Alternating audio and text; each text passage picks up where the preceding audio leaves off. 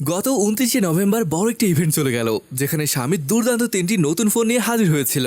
এর মধ্যে রয়েছে Redmi K70 Pro, যেটি লাইনআপের সর্বোচ্চ মডেল এবং এটা টপ এন্ড মডেল। এখানে এন্ট্রি লেভেলের K70 থেকেও অনেক বেশি স্পেক্স অফার করছে।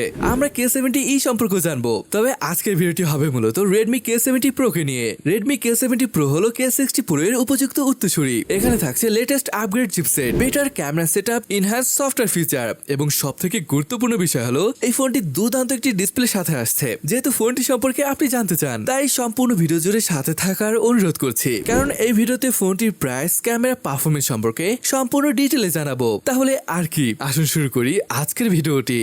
তো এটা হলো Redmi K70 এর বক্স, আর এখানে দেখতে পাচ্ছেন Xiaomi HyperOS মেনশন করা হয়েছে। যাই হোক, বক্সটি ওপেন করতেই পেয়ে যাবেন ছোট আরো একটি বক্স, যেখানে কিছু পেপার এবং একটি কেস পেয়ে যাবেন, যেটা দেখতে বেশ ভালো লাগছে। এরপরই ফোনটিকে রাখা হয়েছে। ফোনটির নিচে দেখতে পাবেন চার্জার এবং টাইপ A to C কেবল। তো বন্ধুরা, এই ছিল ফোনটির বক্স কন্টেন্ট। আসুন এখন দেখি ফোনটির ডিজাইন কেমন। এই হলো স্কোয়ার শেপের ফোনটি, যার ব্যাক প্যানেলে ভেলভেট টেক্সচার দেওয়া হয়েছে এবং ক্যামেরা মডেলটাকে বেশ বড় করা হয়েছে। এই ক্যামেরা মডেলটি একদম মিররের মতো ফিল দিবে, আর এই ক্যামেরা লেন্সকে প্রোটেক্ট করার জন্য মেটাল রিং ব্যবহার করা হয়েছে। দেখে মনে হতে পারে যে 4টি ক্যামেরা রয়েছে, বাট এখানে 3টি ক্যামেরার সাথে একটি ফ্ল্যাশ লাইট রয়েছে। ফোনটির ব্যাক প্যানেলে ফ্রস্টেড গ্লাস ইউজ করা হয়েছে। এর ফ্রেমটি ফ্ল্যাট এবং গ্লোসি মেটাল থাকছে। ফোনটির থিকনেস 8.05 মিলিমিটার এবং এর ওয়েট 198 গ্রামের মতো। 4টি কালার অপশনে লঞ্চ হয়েছে। এগুলো হলো black, glacier silver, bamboo moon blue and light purple. Overall ফোনটি কেমন লাগলো তা কমেন্ট করে জানাতে পারেন। On the front, Redmi K70 Pro এসেছে বড় সাইজের 6.67 ইঞ্চের OLED স্ক্রিনের সাথে,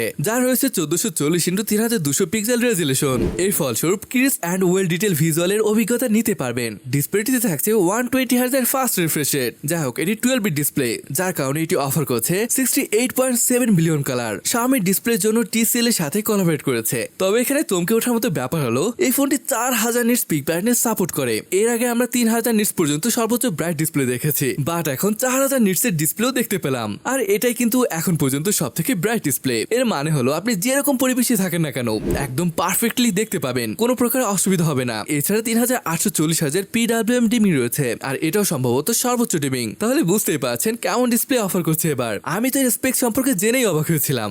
গাইস, শুধু ডিসপ্লে না, Xiaomi Redmi K70 Pro এর হার্ডওয়্যার ছিল চমক, কারণ এখানে ব্যবহার করা হয়েছে সবথেকে শক্তিশালী অ্যান্ড্রয়েড চিপ স্ন্যাপড্রাগন 8 Gen 3 কে। আর এখন একবার চিন্তা করেন, এরকম পাওয়ারফুল চিপ সাথে রয়েছে দুর্দান্ত একটি ডিসপ্লে, তাহলে এখানে গেমিং কেমন করা যাবে। ফোনটির বেস ভ্যারিয়েন্ট এসেছে 12GB LPDDR5X RAM এবং 256GB UFS 4.2 স্টোরেজের সাথে। অন্যদিকে টপ স্পেক্স ইউনিট এসেছে 24GB RAM এবং 1TB স্টোরেজের সাথে। আর এরকম RAM এবং স্টোরেজের কম্বিনেশনে ফোনটিকে এক্সট্রিম লোড নিতে সক্ষম করে তোলে। যাই হোক, ফোনটির আন্তত স্কোর 2 মিলিয়নের উপরে আসে।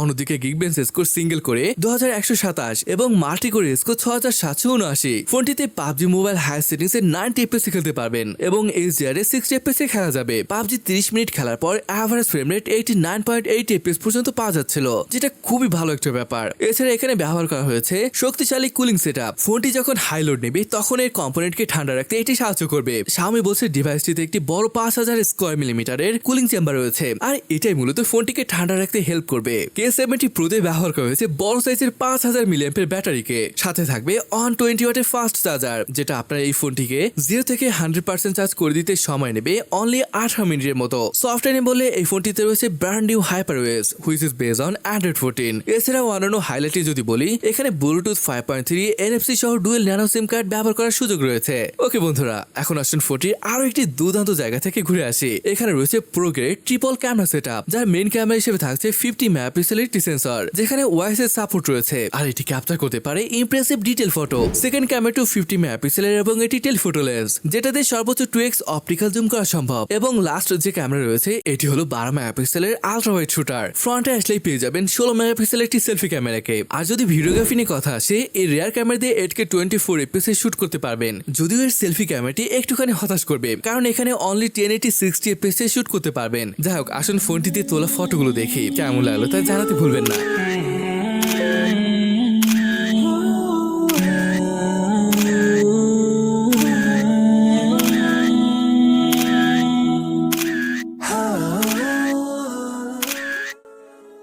এখন আসুন দেখি ফোনটির প্রাইস কেমন পড়বে। এর বেস ভ্যারিয়েন্টের প্রাইস পড়বে 3299 ইউয়ান এবং সর্বোচ্চ ভ্যারিয়েন্টের প্রাইস রাখা হয়েছে 4399 ইউয়ান। গাইস, ফোনটি সম্পর্কে তো ডিটেইলে জানতে পারলেন, এখন আপনি আপনার মতামত কমেন্ট বক্সে শেয়ার করতে পারেন। সত্যি কথা বলতে এর ডিসপ্লে, পারফরমেন্স, ক্যামেরা সবকিছু ভালো লেগেছে, আর সেলফি ক্যামেরার ব্যাপারটা তো বললামই। যাই হোক, আজকে ভিডিওটি এখানে শেষ করছি, দেখা হবে পরের ভিডিওতে।